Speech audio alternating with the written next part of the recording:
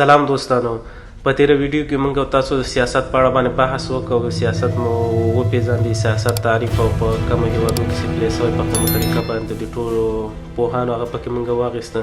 نو اوس موږ راغلو د سیاست په دوه رقمه ده، سیاست هم کورنی او بهرنی سیاست. نن موږ راغلو په دې اړه باندې چې دا دوه موضوعګانو باندې موږ بحث وکړو او دواړه جداګانه موږ دلته معرفي کوو.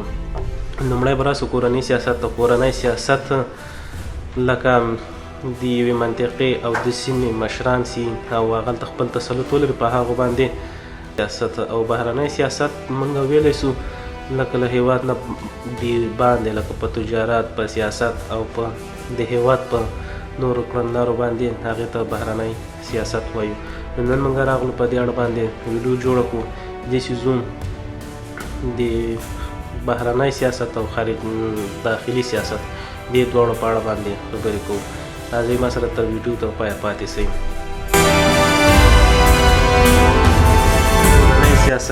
کورنی سیاست په داخل د هېواد د وګړو اشخاصو، ګروپونو، ګوندونو او نورو هېوادونو په منځ کې د اړیکو سوله ییزه یا غیر سوله ییزه رهبري کولو ته وایي. په لنډ ډول کورنی سیاست عبارت دی له هغو اصولو او قواعدو څخه چې د ټولنیزو قوتونو په سیاسي اړیکو باندې په یو مملکت کې حاکم وي، او یا هم په بل عبارت کې سیاست عبارت دی د حکومت د کړنلارو د قدرت اعمال استعمال چې د حکومت سیاسي نهادونو د ټولو چارو د اختیارونو په قلمرو کې قرارداد لري.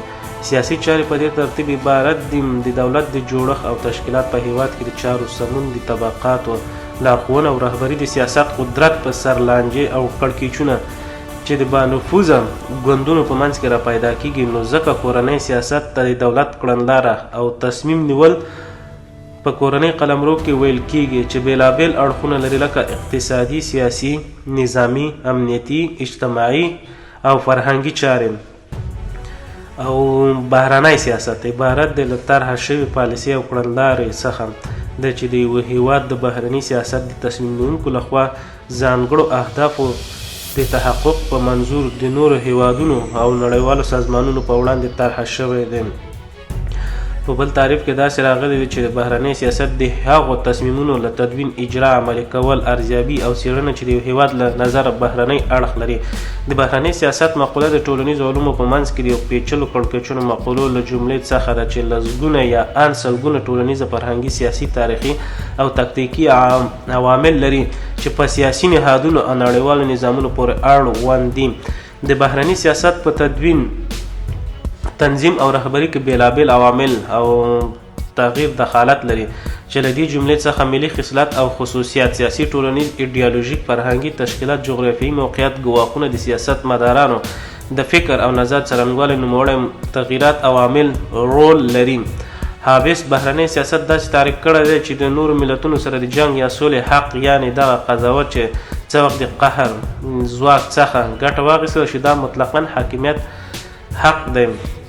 ډېر غربي هېوادونه چې سیاسي نظام د ډیموکراسي پر بنسټ ولاړ باور لري چې بهرنی سیاست جوړنه باید یو څو محدودو اشخاصو په صلاحیت کې وي، د هر ډول کورني سیاست کړکېچونو څخه محفوظ وساتل شي. ان د دولت په بدلون سره باید بهرنی سیاست تغییر ونه کړي او خپل تداوم ولري.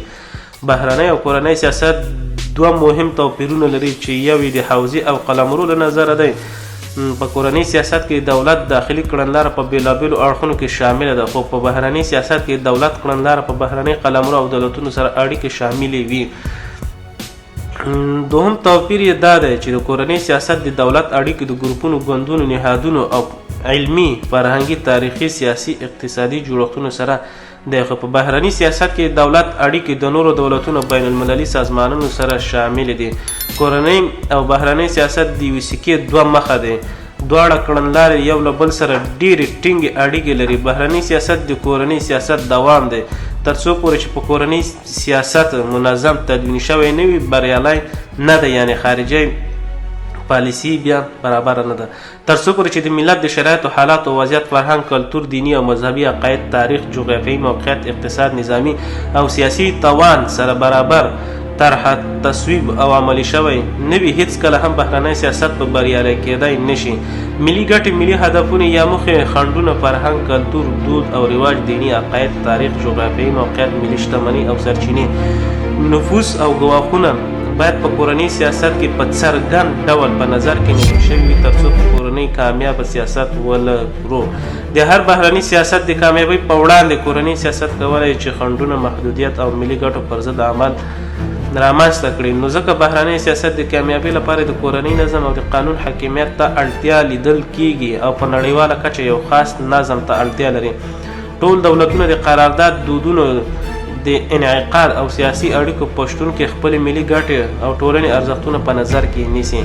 بهرنی سیاست د کورني سیاست په رڼا تدوین کیږي. بهرنی سیاست د هیواد د ملي موخو او د تعقیب په مفهوم دی.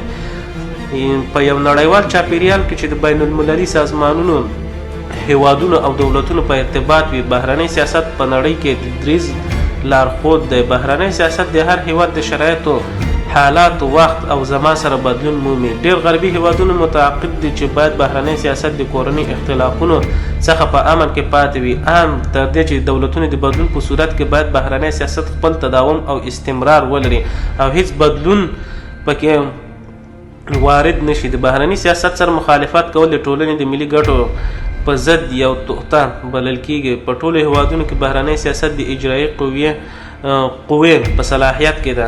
کوښښ کیږي چې د بهرني سیاست صلاحیت د څو محدودو اشخاصو په لاس کې ورکړل شي.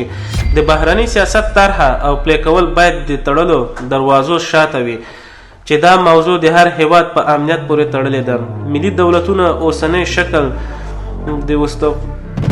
د وستفالي د قرارداد د انعقاد وروسته په 1448 میلادي کال لومړی ځل شکل نیولی دی چې د پروتستان او کاتولیک عیسویانو ترمنځ جګړه وه چې 30 کاله یې دوام وکړ. مستقل هیوادونه تشکیل شول. بین الملل حقونو ته پاملرنه وشوه.